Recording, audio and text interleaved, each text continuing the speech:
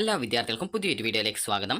ഈ വർഷത്തെ LBS nursing and paramedical degree കോഴ്സുകളിലേക്കുള്ള പ്രവേശനത്തിനായിട്ടുള്ള അപേക്ഷകൾ വിദ്യാർത്ഥികൾക്ക് ജൂൺ 12-ാം തീയതി വരെ നൽകാവുന്നതാണ്. അതായത് ജൂൺ 12-ാം തീയതി എന്ന് പറയുന്നത് വിദ്യാർത്ഥികൾക്ക് ഫീ പേയ്മെൻറ്റ് ചെയ്യുന്നതിന്, അതായത് അപേക്ഷാ ഫീസായിട്ടുള്ള ജനറൽ കാറ്റഗറിക്കും അതുപോലെ തന്നെ മറ്റ് കാറ്റഗറിയുള്ള വിഭാഗക്കാർക്കുമുള്ള ഫീസായിട്ടുള്ള 800 രൂപ അടക്കുന്നതിനും, അതുപോലെ SC/ST വിദ്യാർത്ഥികൾക്കാണെങ്കിൽ 400 രൂപയാണ് ഫീസ് വരിക. ആ ഒരു ഫീസ് അടക്കുന്നതിനുള്ള ഡേറ്റാണ് ഈ ഒരു ജൂൺ 12 എന്ന് പറയുന്നത്. ജൂൺ 12-ന് ശേഷം വിദ്യാർത്ഥികൾക്ക് പിന്നീട് ഫീ പേയ്മെൻറ്റ് ചെയ്യാനുള്ള അവസരം ഉണ്ടായിരിക്കില്ല. അതുപോലെ ഫീ പേയ്മെൻറ്റ് ചെയ്ത ശേഷം മാത്രമാണ് വിദ്യാർത്ഥികൾക്ക് ഈ ഒരു അപേക്ഷയുടെ കൺഫർമേഷൻ ഒക്കെ ചെയ്യുന്നതിനായിട്ട് സാധിക്കുന്നത്. അപ്പോൾ വിദ്യാർത്ഥികൾക്ക് ആ ഒരു കൺഫർമേഷൻ വിദ്യാർത്ഥികൾക്ക് ജൂൺ 15-ാം തീയതി വരെയും ഓൺലൈനായിട്ട് നൽകാൻ സാധിക്കുന്നതായിരിക്കും. അപ്പോൾ വിദ്യാർത്ഥികളിൽ പലരും ചോദിക്കുന്ന പ്രധാനപ്പെട്ട കാര്യമാണ് ഓപ്ഷൻ രജിസ്ട്രേഷൻ എപ്പോഴാണ് വരിക എന്നുള്ളത്. അതുപോലെ തന്നെ LBSY വിദ്യാർത്ഥികൾക്ക് അഡ്മിഷൻ നേടുമ്പോൾ എത്ര രൂപയാണ് ഫീസായിട്ട് വരിക എന്നുള്ളതും വിദ്യാർത്ഥികൾക്ക് ഈ ഒരു വീഡിയോ വഴി മനസ്സിലാക്കാവുന്നതാണ്. അപ്പോൾ LBS വെബ്സൈറ്റ് വഴി വിദ്യാർത്ഥികൾക്ക് ഓൺലൈനായിട്ട് ഈ ഒരു അപേക്ഷകൾ നൽകാവുന്നതാണ്. അപ്പോൾ വിദ്യാർത്ഥികൾക്ക് നേരത്തെ പറഞ്ഞതുപോലെ തന്നെ ഈ ഒരു ജൂൺ 12-ാം തീയതി വരെ ഫീ പേയ്മെൻറ്റും ജൂൺ 15-ാം തീയതി വരെ ആപ്ലിക്കേഷൻ കംപ്ലീറ്റ് ചെയ്യാനുള്ള, അതായത് ബാക്കി സ്റ്റെപ്പുകളായിട്ടുള്ള ഈ ഒരു ഡോക്യുമെൻറ്റ് അപ്ലോഡ് ചെയ്യുന്നതിനുള്ള അവസരവുമാണ് ഉള്ളത്. അപ്പോൾ വിദ്യാർത്ഥികളിൽ പലരും നിങ്ങളുടെ അതായത് ഈ ഒരു അപേക്ഷ നൽകിയ ശേഷം ലോഗിൻ ചെയ്യുന്ന സമയത്ത് നിങ്ങൾക്ക് സ്റ്റാറ്റസ് കാണാൻ സാധിക്കുന്നതാണ്. അപ്പോൾ സ്റ്റാറ്റസ് കാണുന്ന സമയത്ത് നിങ്ങൾക്ക് കാണാനായിട്ട് സാധിക്കുന്നതായിരിക്കും സ്റ്റാറ്റസ് പേജിൽ നിങ്ങളുടെ ആപ്ലിക്കേഷൻ, അതായത് വെരിഫിക്കേഷൻ നോട്ട് കംപ്ലീറ്റഡ് എന്ന് പറഞ്ഞുകൊണ്ട് കാണാൻ സാധിക്കും. അപ്പോൾ പല വിദ്യാർത്ഥികൾക്കും ചിലപ്പോൾ നിങ്ങളുടെ അതായത് സ്റ്റാറ്റസ് പേജിൽ നിലവിൽ ആ ഒരു വെരിഫിക്കേഷൻ സ്റ്റാർട്ടായിട്ടുണ്ട്. അപ്പോൾ ഓരോ വിദ്യാർത്ഥിയുടെയും അപേക്ഷ LBS സെൻറ്ററിൽ നിന്നും കറക്റ്റായിട്ട് ചെക്ക് ചെയ്യുകയും എന്തെങ്കിലും എറേഴ്സ് ഉണ്ടെങ്കിൽ അതിൽ നിങ്ങൾക്ക് ആ ഒരു സ്റ്റാറ്റസ് പേജിൽ റിമാർക്സ് ആയിട്ട് കാണിക്കുകയും ചെയ്യുന്നതായിരിക്കും. അപ്പോൾ നിങ്ങൾ സ്റ്റാറ്റസ് പേജിൽ നിങ്ങൾക്ക് നോക്കുന്ന സമയത്ത് നിങ്ങൾക്ക് ഏറ്റവും താഴെയായിട്ട് നിങ്ങൾക്ക് കാണാൻ സാധിക്കും നിങ്ങളുടെ ആ ഒരു ആപ്ലിക്കേഷൻ വെരിഫിക്കേഷൻ കംപ്ലീറ്റ് ചെയ്തിട്ടില്ല എന്ന് പറഞ്ഞുകൊണ്ട് നൽകിയത് കാണാൻ സാധിക്കും. അപ്പോൾ നിങ്ങൾക്ക് നിങ്ങളുടെ ആ ഒരു ആപ്ലിക്കേഷൻ ആക്സെപ്റ്റ് ചെയ്തിട്ടുണ്ടെങ്കിൽ ആപ്ലിക്കേഷൻ ആക്സെപ്റ്റഡ് പ്രൊഫഷണലി എന്ന് പറഞ്ഞുകൊണ്ട് നിങ്ങൾക്ക് കാണാനായിട്ട് സാധിക്കും. അതുപോലെ തന്നെ നിങ്ങളുടെ അപേക്ഷയിൽ എന്തെങ്കിലും നിങ്ങൾക്ക് എറേഴ്സോ അല്ലെങ്കിൽ തെറ്റുകൾ ഉണ്ടെങ്കിൽ, എന്തെങ്കിലും ഡോക്യുമെൻറ്റ് അപ്ലോഡ് ചെയ്തത് മാറിപ്പോയിട്ടുണ്ടെങ്കിൽ അത് റിമാർക്സ് ആയിട്ട് പിന്നീട് അതായത് ആ ഒരു പേജിൽ തന്നെ കാണിക്കുന്നതായിരിക്കും. അതുപോലെ തന്നെ നിങ്ങൾ സ്വന്തമായിട്ട് അത് നിങ്ങളുടെ അപേക്ഷയിൽ എന്തെങ്കിലും തെറ്റുകൾ കണ്ടെത്തുകയാണെങ്കിൽ അത് പരിഹരിക്കുന്നതിനും വിദ്യാർത്ഥികൾക്ക്, അതായത് അതുമായി ബന്ധപ്പെട്ടുള്ള ഡോക്യുമെൻറ്റുകൾ അപ്ലോഡ് ചെയ്ത് നൽകുന്നതിനും വിദ്യാർത്ഥികൾക്ക് അവസരം ഉണ്ടായിരിക്കും. അപ്പോൾ ജൂൺ മാസം 26-ാം തീയതിയോടെയാണ് ഈ ഒരു വെരിഫിക്കേഷനൊക്കെ കംപ്ലീറ്റ് ചെയ്യപ്പെടുന്നത്.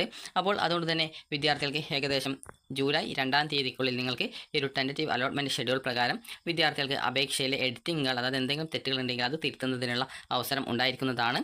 അപ്പോൾ വിദ്യാർത്ഥികൾക്ക്, അതായത് ഈ ഒരു വെരിഫിക്കേഷനും അതുപോലെ തന്നെ നിങ്ങളുടെ ഈ ഒരു പേഴ്സണൽ ഡാറ്റ പബ്ലിഷ് ചെയ്യുന്നതും ഈ ഒരു 26-ാം തീയതി വരെയാണ് എന്നാണ് നൽകിയിട്ടുള്ളത്. അതുപോലെ നിങ്ങളുടെ അപേക്ഷയിൽ എന്തെങ്കിലും തെറ്റുകൾ ഉണ്ടെങ്കിൽ അത് നിങ്ങൾക്ക് തിരുത്തുന്നതിനായിട്ടുള്ള ഡേറ്റ് എന്ന് പറയുന്നത് ഈ ഒരു 2-ാം തീയതിയാണ്. അതായത് ഈ ഒരു ജൂലൈ 2-ാം തീയതി വരെയാണ്. അത് 26-ാം തീയതി മുതൽ ജൂലൈ 2-ാം തീയതി വരെ എന്നാണ് നൽകിയിട്ടുള്ളത് ഈ ഒരു ഷെഡ്യൂൾ പ്രകാരം. അപ്പോൾ വിദ്യാർത്ഥികൾക്ക് ഈ ഒരു അപേക്ഷയിൽ നിങ്ങൾക്ക് ലോഗിൻ ചെയ്യുന്ന സമയത്ത് അലോട്ട്മെൻറ്റ് സ്റ്റാറ്റസ്, അത് അലോട്ട്മെൻറ്റിലെ ആപ്ലിക്കേഷൻ സ്റ്റാറ്റസ് എന്ന് പറഞ്ഞുകൊണ്ട് കാണാൻ സാധിക്കുന്നതാണ്. അപ്പോൾ അതിന് താഴെയായിട്ട് നിങ്ങളുടെ ആ ഒരു ആപ്ലിക്കേഷൻ്റെ ആ ഒരു സ്റ്റാറ്റസ്, അതായത് വെരിഫിക്കേഷൻ ചെയ്തിട്ടുണ്ട് എങ്കിൽ അവിടെ ഈ ഒരു നിങ്ങളുടെ ആപ്ലിക്കേഷൻ ആക്സെപ്റ്റ് ചെയ്തിട്ടുണ്ട്, അതായത് പ്രൊഫഷണലി ആക്സെപ്റ്റഡ് എന്ന് പറഞ്ഞിട്ട് കാണാൻ സാധിക്കും. അപ്പോൾ അങ്ങനെ കാണുകയാണെങ്കിൽ നിങ്ങളുടെ അപേക്ഷ ആക്സെപ്റ്റ് ചെയ്തിട്ടുണ്ട് എന്നുള്ളത് മനസ്സിലാക്കാൻ സാധിക്കുന്നതാണ്. അപ്പോൾ നിങ്ങൾക്ക് ഇതുപോലെയാണ് നിലവിൽ നിങ്ങളുടെ ആ ഒരു സ്ക്രീനിൽ, അപ്പോൾ നിങ്ങൾ നോക്കുന്ന സമയത്ത് ആ ഒരു സ്റ്റാറ്റസ് പേജിൽ ഇതുപോലെയായിരിക്കും കാണാൻ സാധിക്കുക. നിങ്ങൾ ആ ഒരു ഫീ പേയ്മെൻറ്റ് ഒക്കെ ചെയ്തിട്ടുള്ള ആ ഒരു ഡീറ്റെയിൽസ് ഒക്കെ കറക്റ്റായിട്ട് കാണാൻ പറ്റും. അതുപോലെ തന്നെ നിങ്ങൾക്ക് ഇവിടെ വെരിഫിക്കേഷൻ നോട്ട് കംപ്ലീറ്റഡ് എന്ന് പറഞ്ഞുകൊണ്ടാണ് വെരിഫിക്കേഷൻ സ്റ്റാറ്റസ് കാണാൻ സാധിക്കുക. അപ്പോൾ ഇവിടെ നിങ്ങളുടെ ആ ഒരു വെരിഫിക്കേഷൻ കംപ്ലീറ്റ് ചെയ്ത് കഴിഞ്ഞാൽ ഈ ഒരു നിങ്ങളുടെ ആപ്ലിക്കേഷൻ ആക്സെപ്റ്റഡ് പ്രൊഫഷണലി എന്ന് പറഞ്ഞുകൊണ്ട് കാണാൻ സാധിക്കുന്നതാണ്. അപ്പോൾ നിങ്ങൾക്ക് ആ ഒരു സമയത്ത് നിങ്ങളുടെ ആ ഒരു ആപ്ലിക്കേഷൻ വെരിഫിക്കേഷൻ ചെയ്തിട്ടുണ്ട് എന്നുള്ളത് മനസ്സിലാക്കാം. വെരിഫിക്കേഷൻ എന്നതുകൊണ്ട് ഉദ്ദേശിക്കുന്നത് നിങ്ങൾ നൽകിയിട്ടുള്ള അപേക്ഷയിലെ ഡീറ്റെയിൽസും അതുപോലെ നിങ്ങൾ അപ്ലോഡ് ചെയ്തിട്ടുള്ള ഡോക്യുമെൻറ്റുകളും LBS സെൻറ്ററിൽ നിന്നും പരിശോധിക്കും. അപ്പോൾ അങ്ങനെ പരിശോധിക്കുന്ന സമയത്ത് അവർക്ക് എവിടെയെങ്കിലും നിങ്ങളുടെ അപേക്ഷയിൽ തെറ്റുകൾ കണ്ടെത്തുകയാണെങ്കിൽ നിങ്ങൾക്ക് അത് റിമാർക്സ് ആയിട്ട് തന്നെ ഈ ഒരു, അതായത് അലോട്ട്മെൻറ്റ് ആപ്ലിക്കേഷൻ്റെ സ്റ്റാറ്റസ് പേജിൽ തന്നെ കാണിക്കുന്നതായിരിക്കും. അപ്പോൾ അതുമായി ബന്ധപ്പെട്ട് നിങ്ങൾക്ക് പരിഹരിക്കാൻ ആവശ്യമായിട്ടുള്ള ഡോക്യുമെൻറ്റുകൾ നിങ്ങൾക്ക് 26-ാം തീയതി മുതൽ ഈ ഒരു ജൂലൈ 2-ാം തീയതി വരെയാണ് അലോട്ട്മെൻറ്റ് ഷെഡ്യൂൾ പ്രകാരം പറഞ്ഞിട്ടുള്ളത്. അപ്പോൾ ചിലപ്പോൾ ആ ഒരു ഡേറ്റിൽ മാറ്റം വന്നേക്കാം. അപ്പോൾ നിങ്ങൾക്ക് ആ ഒരു സമയത്ത് നിങ്ങൾക്ക് അത് അപ്ലോഡ് ചെയ്ത് കൊടുക്കാൻ സാധിക്കുന്നതായിരിക്കും. അതുപോലെ തന്നെ നിങ്ങൾ നൽകിയ അപേക്ഷയിൽ നിങ്ങൾക്ക് എന്തെങ്കിലും തെറ്റുകളുണ്ട്, അതായത് ഏതെങ്കിലും ഡീറ്റെയിൽസ് അപ്ലോഡ് ചെയ്ത ഡോക്യുമെൻറ്റുകളിൽ എന്തെങ്കിലും തെറ്റുകളൊക്കെ ഉണ്ടെങ്കിൽ അത് പരിഹരിക്കുന്നതിനായിട്ട് നിങ്ങൾ കണ്ടെത്തിയ തെറ്റെന്താണ് എന്നുള്ളത് സൂചിപ്പിക്കും. അതും പരിഹരിക്കുന്നതിന് ആവശ്യമായിട്ടുള്ള ഡോക്യുമെൻറ്റുകൾ നിങ്ങൾക്ക് തന്നെ അപ്ലോഡ് ചെയ്ത് നൽകുന്നതിനുള്ള അവസരം LBS സെൻറ്റർ നൽകാറുണ്ട്. അപ്പോൾ അത് ഈ ഒരു 26-ാം തീയതി മുതൽ 2-ാം തീയതി വരെ ആയിരിക്കും നിങ്ങൾക്ക് അതായത് ഈ ഒരു ജൂൺ 26 മുതൽ ജൂലൈ 2-ാം തീയതി വരെയാണ് അതിനുള്ള അവസരം ഉണ്ടായിരിക്കുക. അപ്പോൾ വിദ്യാർത്ഥികൾ ഈ ഒരു കാര്യം ജസ്റ്റ് ഒന്ന് ചെക്ക് ചെയ്ത് നോക്കുക. കാരണം പല വിദ്യാർത്ഥികളെയും ഈ ഒരു വെരിഫിക്കേഷൻ നടന്നുകൊണ്ടിരിക്കുന്നുണ്ട്. അപ്പോൾ എല്ലാ വിദ്യാർത്ഥികളെയും വെരിഫിക്കേഷൻ കംപ്ലീറ്റ് ഒന്നും ആയിട്ടില്ല. നിങ്ങൾ അപേക്ഷ നൽകി ഏകദേശം കുറേ ദിവസങ്ങൾക്ക് ശേഷമായിരിക്കും, അതായത് ഏകദേശം 2-3-4 ദിവസത്തിനുള്ളിലായിരിക്കും നിങ്ങളുടെ ആ ഒരു വെരിഫിക്കേഷനൊക്കെ ചെയ്യുക. അപ്പോൾ നിങ്ങളുടെ ആ ഒരു വെരിഫിക്കേഷൻ കംപ്ലീറ്റ് ചെയ്യുന്ന സമയത്ത് നിങ്ങളുടെ ആപ്ലിക്കേഷൻ സ്റ്റാറ്റസ് പേജിൽ നിങ്ങൾക്ക് ആ ഒരു വെരിഫിക്കേഷൻ ചെയ്തിട്ടുണ്ടോ എന്നുള്ള കാര്യം മനസ്സിലാക്കാൻ സാധിക്കും. നിലവിൽ ഇങ്ങനെയാണ് നിങ്ങളുടെ പേജിൽ കാണിക്കുന്നതെങ്കിൽ നിങ്ങളുടെ ആ ഒരു അപേക്ഷയുടെ വെരിഫിക്കേഷൻ കംപ്ലീറ്റ് ആയിട്ടില്ല എന്നുള്ളത് നിങ്ങൾക്ക് മനസ്സിലാക്കുന്നതാണ്. കംപ്ലീറ്റ് ആയിക്കഴിഞ്ഞാൽ ആ ഒരു ആപ്ലിക്കേഷൻ ആക്സെപ്റ്റഡ് പ്രൊഫഷണലി എന്ന് പറഞ്ഞുകൊണ്ട് കാണാൻ സാധിക്കും. അപ്പോൾ അങ്ങനെ കാണുകയാണെങ്കിൽ നിങ്ങളുടെ ആ ഒരു അപേക്ഷ സ്വീകരിച്ചിട്ടുണ്ട് എന്നുള്ളത് മനസ്സിലാക്കാൻ സാധിക്കുന്നതാണ്. അപ്പോൾ നിങ്ങൾ ജസ്റ്റ് ഈ ഒരു കാര്യങ്ങൾ ചെക്ക് ചെയ്ത് നോക്കുക. അതുപോലെ തന്നെ നിങ്ങളുടെ അപേക്ഷയിൽ എന്തെങ്കിലും റിജക്റ്റ് ആവുകയോ മറ്റോ അതായത് വെരിഫിക്കേഷൻ സ്റ്റാറ്റസിൽ അങ്ങനെ എന്തെങ്കിലും വരികയാണെങ്കിൽ നിങ്ങൾ അതുമായി ബന്ധപ്പെട്ടുള്ള കാര്യങ്ങൾ കറക്റ്റായിട്ട് ചെയ്യേണ്ടതാണ്. അപ്പോൾ വിദ്യാർത്ഥികൾക്ക് ഇനി പല വിദ്യാർത്ഥികളും ചോദിച്ച ഒരു പ്രധാനപ്പെട്ട സംശയമാണ്. ആ ഒരു സംശയത്തിലേക്ക് വരാം. അപ്പോൾ വിദ്യാർത്ഥികൾ ചോദിച്ചിട്ടുള്ള ആ ഒരു സംശയത്തിലേക്ക് നമുക്ക് വരാം. അപ്പോൾ വിദ്യാർത്ഥികൾ ചോദിച്ച ഒരു പ്രധാനപ്പെട്ട കാര്യമാണ് ഗവൺമെൻറ് കോളേജിലും അതുപോലെ തന്നെ സെൽഫ് ഫിനാൻസ് കോളേജുകളിലും വിദ്യാർത്ഥികൾക്ക് എത്ര രൂപയാണ് ഫീസായിട്ട് വരിക എന്നുള്ളത്. അപ്പോൾ LBS വഴി നിങ്ങൾക്ക് സെൽഫ് ഫിനാൻസ് കോളേജിലെ 50% സീറ്റിലേക്കും അതുപോലെ ഗവൺമെൻറ് കോളേജിലെ മുഴുവൻ സീറ്റുകളിലേക്കും നിങ്ങൾക്ക് പ്രവേശനം നേടാനായിട്ട് സാധിക്കുന്നതാണ്. അപ്പോൾ നിങ്ങൾക്ക് പല വിദ്യാർത്ഥികളും ചോദിച്ച കാര്യമാണ് സി പാസ് LBS വഴി അപ്ലൈ ചെയ്യാൻ പറ്റില്ലേ, പിന്നീട് സി പാസിലേക്ക് നിങ്ങൾ എന്തിന് അപ്ലൈ ചെയ്യണം സെപ്പറേറ്റ് ആയിട്ട് എന്നുള്ളത് ചോദിക്കാറുണ്ട്. അപ്പോൾ വിദ്യാർത്ഥികൾ മനസ്സിലാക്കേണ്ട കാര്യം സെൽഫ് ഫിനാൻസ് കോളേജിലെ 50%ലേക്കാണ് LBS സെൻറ്റർ അലോട്ട്മെൻറ്റ് നടത്തുന്നത്. അതുപോലെ തന്നെ ബാക്കി 50% സീറ്റുകൾ അതത് അസോസിയേഷനുകളോ അല്ലെങ്കിൽ അത് സെൽഫ് ഫിനാൻസ് കോളേജുകളിലോ നടത്തുന്നതായിരിക്കും. അപ്പോൾ ഈ സി പാസ് എന്ന് പറഞ്ഞാൽ സി പാസിന് കീഴിൽ തന്നെ നിരവധി കോളേജുകളുണ്ട്. അപ്പോൾ സി പാസ് ഒരു ഗവൺമെൻറ്റിൻ്റെ കീഴിൽ വരുന്ന ഒരു സെൽഫ് ഫിനാൻസ് കോളേജുകളാണ്. അപ്പോൾ ആ ഒരു കോളേജിലേക്ക് അഡ്മിഷൻ LBS നടത്തുന്നുണ്ട്. അതായത് അവിടുത്തെ 50% സീറ്റിലേക്കാണ് LBS അലോട്ട്മെൻറ്റ് നടത്തുന്നത്. ബാക്കി 50% സി പാസ് അഡ്മിഷൻ എന്ന ആ ഒരു വെബ്സൈറ്റ് വഴിയാണ് ഈ ഒരു സി പാസ് നടത്തുന്നത്. നിലവിൽ സി പാസിലേക്കുള്ള അപേക്ഷ ആരംഭിച്ചിട്ടുണ്ട്. ആദ്യം നമുക്ക് ഫീസ് നോക്കാം. അപ്പോൾ നിങ്ങൾക്ക് ഈ ഒരു ഗവൺമെൻറ് കോളേജിലാണ് അലോട്ട്മെൻറ്റ് നഴ്സിംഗിന് അലോട്ട്മെൻറ്റ് കിട്ടുന്നതെങ്കിൽ നിങ്ങൾ SSC ST OEC കാറ്റഗറിയുള്ള വിദ്യാർത്ഥികൾ ആണെങ്കിൽ നിങ്ങൾക്ക് വരുന്ന ഫീസ് 1000 രൂപ മാത്രമായിരിക്കും ഫീസ് വരിക. അത് സാമ്പത്തിക സംവരണമുള്ള വിദ്യാർത്ഥികൾക്കാണെങ്കിൽ ആകെ ഒരു വർഷം വരുന്ന ഫീസ് അതായത് ഒരു വർഷം വരുന്ന ഫീസ് 1000 രൂപയാണ്. അപ്പോൾ ഇത് തന്നെ കോഷൻ ഡെപ്പോസിറ്റിലേക്കാണ് മാറ്റുന്നത്. അപ്പോൾ നിങ്ങൾക്ക് സെൽഫ് ഫിനാൻസ് കോളേജിലും SC ST OEC കാറ്റഗറിയുള്ള വിദ്യാർത്ഥികൾക്ക് സെൽഫ് ഫിനാൻസ് കോളേജിലെ മെറിറ്റ് സീറ്റിലേക്ക് കിട്ടുകയാണെങ്കിലും ഇതേ രീതിയിൽ 1000 രൂപ മാത്രമാണ് ഫീസായിട്ട് വരിക. ഇതിനോടൊപ്പം എക്സ്ട്രാ കോസ്റ്റുകൾ ആയിട്ടുള്ള നിങ്ങളുടെ ആ ഒരു ബുക്ക് അതുപോലെ തന്നെ യൂണിഫോം ഇതുപോലുള്ളവയ്ക്കുള്ള അതുപോലെ ഹോസ്റ്റൽ ഫീസ് ഇതുപോലുള്ള ഫീസുകൾ എക്സ്ട്രാ ആയിട്ട് വരുന്നതായിരിക്കും. അക്കാര്യം വിദ്യാർത്ഥികൾ പ്രത്യേകം ശ്രദ്ധിക്കേണ്ടതാണ്. അതുപോലെ തന്നെ ഇതാണ് ഈ ഒരു രീതിയിൽ ഫീസ് വരിക. അതുപോലെ തന്നെ സാധാരണ ബാക്കിയുള്ള കാറ്റഗറിയുള്ള വിദ്യാർത്ഥികൾക്കാണെങ്കിൽ നിങ്ങൾക്ക് വരുന്ന ഫീസ് എന്ന് പറയുന്നത് ഗവൺമെൻറ് കോളേജിലാണെങ്കിൽ 23,170 രൂപയാണ് ഒരു വർഷത്തെ ഫീസ് വരിക. സെക്കൻഡ് ഇയർ തൊട്ട് ഈ ഒരു ഫീസ് മാറുന്നതാണ്. അതായത് ഈ ഒരു ഫീസ് കുറയുന്നതായിരിക്കും.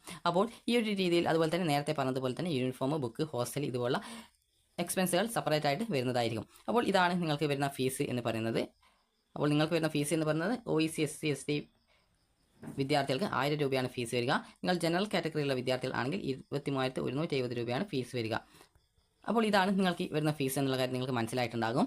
അപ്പോൾ ഇനി നമുക്ക് സെൽഫ് ഫിനാൻസ് കോളേജിലെ കാര്യം കൂടി നോക്കാം. സെൽഫ് ഫിനാൻസ് കോളേജിലാണ് നിങ്ങൾക്ക് ലഭിക്കുന്നത്. അതായത് ഈ ഒരു SC ST OEC കാറ്റഗറിയിൽ അല്ലാത്ത വിദ്യാർത്ഥികൾ ആണ്. അപ്പോൾ നിങ്ങൾക്ക് ഈ ഒരു സെൽഫ് ഫിനാൻസ് കോളേജിലാണ് കിട്ടുന്നതെങ്കിൽ നിങ്ങൾക്ക് വരുന്ന ഫീസ് എന്ന് പറയുന്നത് ഏകദേശം 23,000 സംതിങ് ഫീസും അതായത് 23,300 എന്നാണ് തോന്നുന്നത്. അപ്പോൾ ഇതിനോടൊപ്പം 23,000 സംതിങ് ഫീസ് അതായത് ടോട്ടൽ ഏകദേശം 95,000 ഫീസും ഇതിനോടൊപ്പം എക്സ്ട്രാ ആയിട്ട് നേരത്തെ പറഞ്ഞതുപോലെ തന്നെ PTA ഫണ്ട് അതുപോലെ തന്നെ ഈ ഒരു യൂണിഫോം അതുപോലെ book hostel fees exam fees ഇതുപോലുള്ള ഫീസുകളും എക്സ്ട്രാ ആയിട്ട് വരുന്നതായിരിക്കും. അപ്പോൾ ഈ ഒരു ഫീസും കൂടി ടോട്ടൽ ഏകദേശം 1,00,000 രൂപയോളം വരുന്നതാണ്. അപ്പോൾ നിങ്ങൾക്ക് ഈ ഒരു രീതിയിലാണ് ഫീസ് വരിക. അതുപോലെ തന്നെ വിദ്യാർത്ഥികൾക്ക് ഈ ഒരു അതായത് നിങ്ങൾക്ക് NRI കോട്ടയിലേക്കാണ് അലോട്ട്മെൻറ്റ് കിട്ടുന്നതെങ്കിൽ ഈ ഒരു ഫീസിനോടൊപ്പം എക്സ്ട്രാ ആയിട്ട് ഒരു 30,000 രൂപ കൂടി വരുന്നതാണ്. അപ്പോൾ സെക്കൻഡ് ഇയറിൽ ആ ഒരു ഫീസിൽ കുറവ് ഉണ്ടായിരിക്കുന്നതായിരിക്കും. അക്കാര്യം വിദ്യാർത്ഥികൾ പ്രത്യേകം ശ്രദ്ധിക്കേണ്ടതാണ്. ഇനി അതുപോലെ തന്നെ വിദ്യാർത്ഥികൾക്ക് സെൽഫ് ഫിനാൻസ് കോളേജിൽ അതായത് ചില സെൽഫ് ഫിനാൻസ് കോളേജിൽ മെറിറ്റ് സീറ്റിനോടൊപ്പം തന്നെ മാനേജ്മെൻറ്റ് സീറ്റിലേക്കും LBS അലോട്ട്മെൻറ്റ് നടത്തുന്നുണ്ട്. അപ്പോൾ അങ്ങനെയുള്ള കോളേജ് വിദ്യാർത്ഥികൾ ഓപ്ഷനായിട്ട് അതായത് അങ്ങനെയുള്ള സീറ്റ് നിങ്ങൾ ഓപ്ഷനായിട്ട് ഈ ഒരു SC ST OEC കാറ്റഗറിയിലുള്ള വിദ്യാർത്ഥികൾ അപ്ലൈ ചെയ്യുകയാണെങ്കിൽ അതായത് ഓപ്ഷനായിട്ട് സെലക്ട് ചെയ്യുകയാണെങ്കിൽ നിങ്ങൾക്ക് വരുന്ന ഫീസ് എന്ന് പറയുന്നത് ഈ ഒരു അതായത് സാധാരണ വിദ്യാർത്ഥികൾക്കുള്ള അതായത് സാധാരണ സെൽഫ് ഫിനാൻസ് കോളേജിൽ അതായത് ഈ ഒരു SC ST OEC കാറ്റഗറിയിൽ അല്ലാതെ വിദ്യാർത്ഥികൾക്ക് വരുന്ന ഫീസ് തന്നെയായിരിക്കും ആ ഒരു വിദ്യാർത്ഥികൾക്കും വരിക. അതായത് സെൽഫ് ഫിനാൻസിലെ മാനേജ്മെൻറ്റ് സീറ്റിലേക്ക് അഡ്മിഷൻ നേടുകയാണെങ്കിൽ നിങ്ങൾക്ക് ആ ഒരു രീതിയിലാണ് ഫീസ് വരിക. അതായത് നേരത്തെ പറഞ്ഞതുപോലെ തന്നെ 73,000 സംതിങ് ഫീസും അതിനോടൊപ്പം ഈ ഒരു 23,300 രൂപ ആ ഒരു ഫീസും ടോട്ടൽ നിങ്ങൾക്ക് വരുന്നതായിരിക്കും. അതിനോടൊപ്പം തന്നെ മറ്റ് എക്സ്പെൻസുകൾ അതായത് യൂണിഫോം ബുക്ക് അതുപോലെ തന്നെ ഹോസ്റ്റൽ ഫീസ് അതുപോലെ PTA ഫണ്ട് ഇതുപോലുള്ള എക്സ്ട്രാ ഫീസും നിങ്ങൾക്ക് വരുന്നതായിരിക്കും. അതുപോലെ തന്നെ നിങ്ങൾ ശ്രദ്ധിക്കേണ്ട കാര്യം ഈ ഒരു ഫീസുകളൊക്കെ നിങ്ങൾക്ക് ഈ ഒരു അതായത് അലോട്ട്മെൻറ്റ് കിട്ടുന്ന സമയത്ത് നിങ്ങൾ അടയ്ക്കേണ്ടി വരുന്ന ഫീസ് എന്ന് പറയുന്നത് നിങ്ങൾ SC ST OEC കാറ്റഗറിയിലുള്ള വിദ്യാർത്ഥികൾ ആണെങ്കിൽ 1000 രൂപ മാത്രമാണ് ഈ ഒരു അലോട്ട്മെൻറ്റ് കിട്ടുന്ന സമയത്ത് നിങ്ങൾ അടയ്ക്കേണ്ടി വരിക. അതുപോലെ തന്നെ നിങ്ങൾക്ക് ഗവൺമെൻറ് കോളേജിലാണ് കിട്ടുന്നത് കോഴ്സ് ഫീസ് മുഴുവനായിട്ട് അടയ്ക്കേണ്ടതായിട്ട് വരും.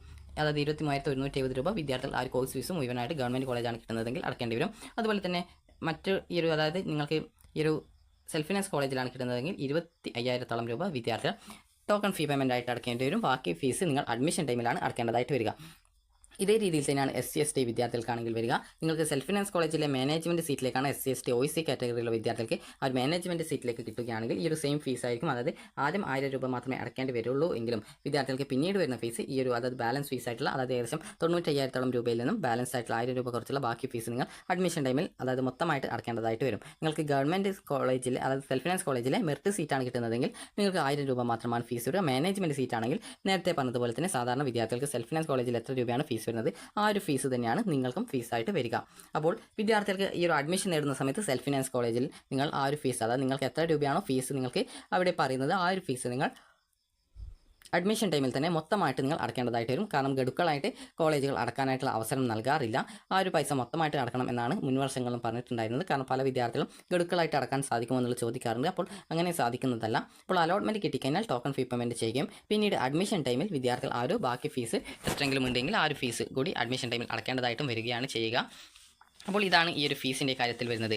അതുപോലെ തന്നെ വിദ്യാർത്ഥികൾ ചോദിച്ചൊരു പ്രധാനപ്പെട്ട സംശയമാണ് PNC-MAC അതുപോലെ MCS FNCK CPAS എന്നിങ്ങനെയുള്ള അലോട്ട്മെൻറ്റുകളിലേക്ക്, അതായത് എന്നിങ്ങനെയുള്ള വെബ്സൈറ്റുകൾ വഴി നിങ്ങൾ അപേക്ഷ നൽകേണ്ടതുണ്ടോ എന്നുള്ളത്. അപ്പോൾ നിങ്ങൾക്ക് മാനേജ്മെൻറ്റ് സീറ്റിലേക്ക്, അതായത് സെൽഫ് ഫിനാൻസ് കോളേജുകളിലെ മാനേജ്മെൻറ്റ് സീറ്റുകളിലേക്ക് നിങ്ങൾക്ക് പ്രവേശനം നേടണം എന്നുണ്ടെങ്കിൽ MCS FNCK PNC-MAC അതുപോലെ CPAS അതുപോലെ SPMA ഇതുപോലുള്ള വെബ്സൈറ്റുകൾ വഴി വിദ്യാർത്ഥികൾ ഈ ഒരു അപേക്ഷ സമർപ്പിക്കേണ്ടതുണ്ട്. അപ്പോൾ നിങ്ങൾക്ക് സെൽഫ് ഫിനാൻസ് കോളേജിൽ നേരത്തെ പറഞ്ഞതുപോലെ തന്നെ, അതായത് CPAS വഴി ആണെങ്കിലും അല്ലെങ്കിൽ MCS FNCK വഴിയും PNC-MAC വഴി ആണെങ്കിലും റിസർവേഷൻ നിങ്ങൾക്കുണ്ട്. റിസർവേഷൻ ഡോക്യുമെൻറ്റുകൾ വഴി അപ്ലോഡ് ചെയ്യുകയാണെങ്കിൽ നിങ്ങൾക്ക് ആ ഒരു രീതിയിൽ നിങ്ങൾക്ക് അലോട്ട്മെൻറ്റ് കിട്ടുന്നതായിരിക്കും. എന്നാൽ ഫീസ് സെയിം ആയിരിക്കും. അതായത് ഫീസ് സെൽഫ് ഫിനാൻസ് കോളേജിലെ ഫീസായിരിക്കും. നിങ്ങൾ SC ST ആയാലും OEC ആയാലും ഏതൊരു കാറ്റഗറിയിലെ വിദ്യാർത്ഥികൾ ആയിരുന്നാലും നിങ്ങൾക്ക് സെൽഫ് ഫിനാൻസ് കോളേജിൽ സെയിം ഫീസ് തന്നെയാണ് ഉണ്ടാവുക.